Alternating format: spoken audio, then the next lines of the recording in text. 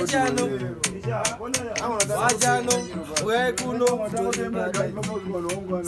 akanda, vaiko zvinotaveiya bigikilani, vamwe vakuda kuziva tabuka ndiani, zvaiko zvinondine rwendo ngefeni asi rwendo rwacho wafeya hari kumesakati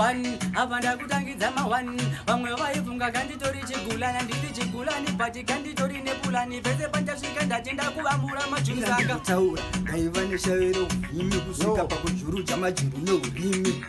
ipapo ndairira nentimi kutarisa vanhuso